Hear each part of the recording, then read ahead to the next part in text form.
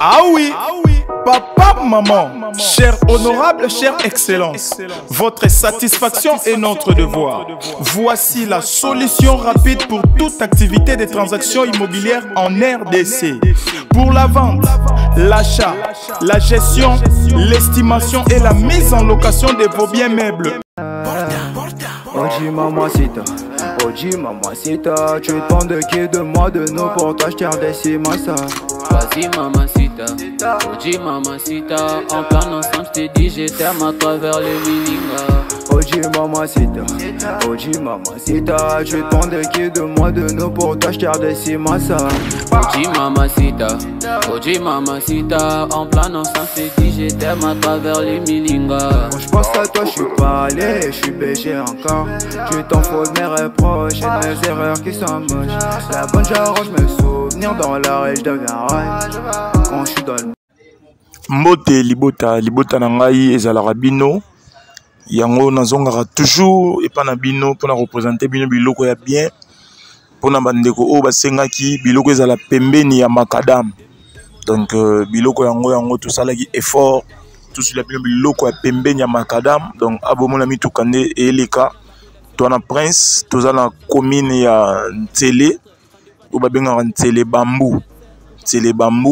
Donc à partir d'Aipen, aux gauche et qui n'aura Maluku, aux droite, on qui n'est même KO. Donc, quand on est là, on a sur les cimetières, il y a Nécropole 2 au Baroma Nécropole Bambou. Pour Sanimoukié, côté à Bolingo, au a place panneau Ezali, dans l'axe Sabino. Panneau publicitaire Oyo, Baché, entrée à cimetière au bazo asphalté Kaminité. Donc, on a entrée à cimetière Bolingo. Donc, et ça, c'est Kaminité à Wapo, on a des normes.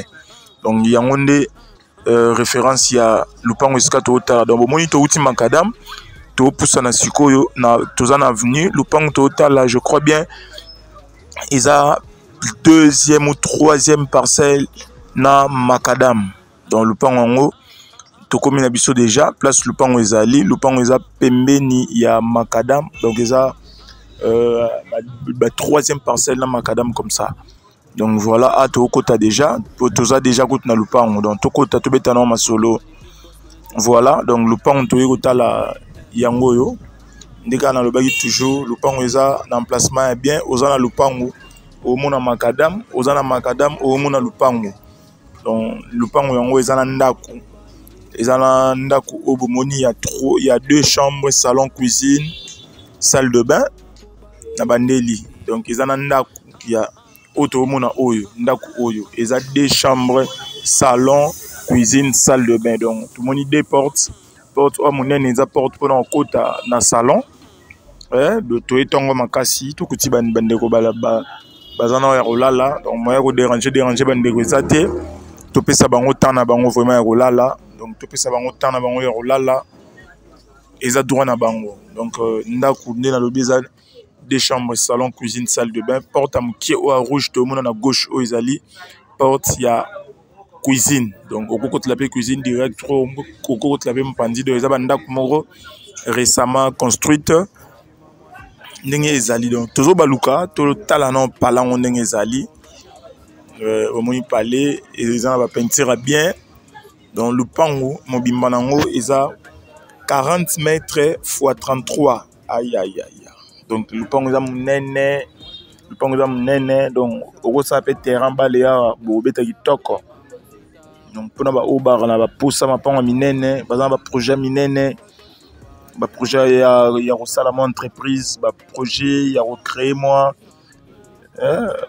hôpital, moi, école, moi, flat hotel. Donc, voilà, ma pango somme, donc, ils ont vraiment mon indaku. Donc, Maradam, place antenne wana Ezali, ndeyango isika Maradam Ezali. Je crois que nde tout est mis à tout le monde a mis tout kezo leka. Tout le monde a mis tout kezo leka. Tout le monde a mis tout leka. Bon, tout le monde est là. Wawana, awa, tout ça. Voilà, zoomé pour tout le monde a mis tout kezo leka. Pembe na batolo wana suite olandeli bien.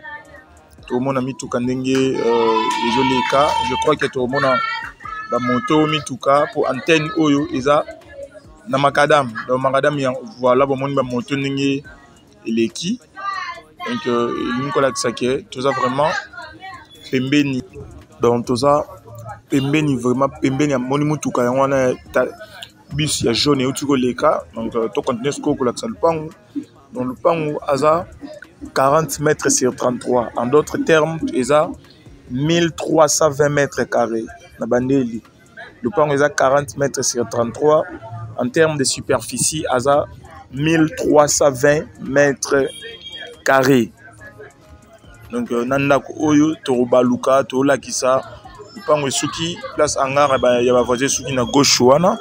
Les places lupango esuki. Ah to na sima ndaku.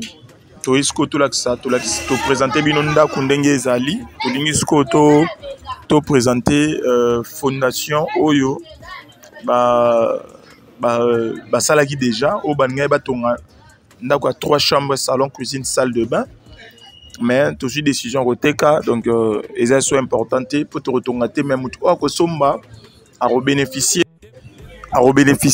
net dans lobby à bénéficier na fondation oyo eza déjà fondation mo et salama elo etkala ko couler kaka na ba coin et puis ko matamba moko. Donc awa je crois que bomoni déjà parlé kuna na sekuna eza continuité et puis place bazo tonga cimetière au bomoni na kombo na pakantre wana fondation eza ya otongama vraiment bien.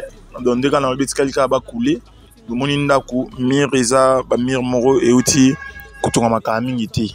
Donc eza ba mire moro ba outo sa ka mingi te ba crép etikala ka ba crépure mais era chena mutu mutazala wana kengela ba kengela ngo ba fatara wana nde esengaki moi peinture ndenge ezala kaka po epesa image epesa vraiment image ya design.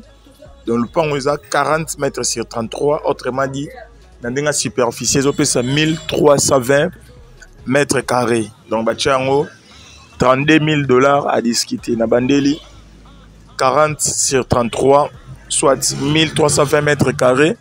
Tochango na prix à $32,000 à discuter. $32,000 à discuter. Donc wana eza pona ba obaroza intéressé mais limite à lupango eza awa balabala msu yango wana deuxième entrée eza pega entre lupango mais eza deuxième entrée. Donc a tona balabala to la sa limite place to telemi tozo kindeti kota toilette place limite na biso ezaleli pour to comprendre quand même par rapport ya lupango ici to la sa place e bandeli na place oyo lupango ezo sukela lupango ezo suka quelque part awa. Donc lupango oyo e dana o eza mise en valeur te mais o eza nenda ku batonga na fondation lisusu o eza keso sombi yango o bénéficier mbala moko na nandaku na donc nandaku déjà batonga et puis na fondation wana pour o continuer na yo mbala moko. Donc awa bomoni parler na musika na bi $32,000 à discuter.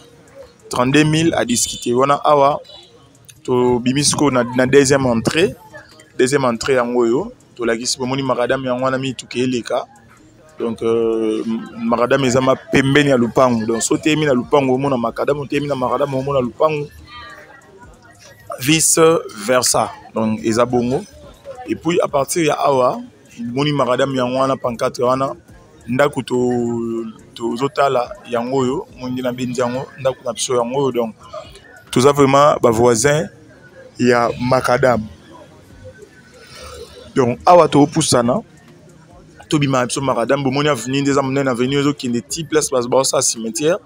Je crois que calamité dans quelques mois awa bazo asphaltango pour na mituka ekitara direct na cimetière. Donc bomoni ko ngola linga raccourci to kati raccourci to koma mbala moko na macadam esika ezali to côté la liboso kuna mais erreur bima to saleli kikinois moi raccourci ndenge ezala kaka.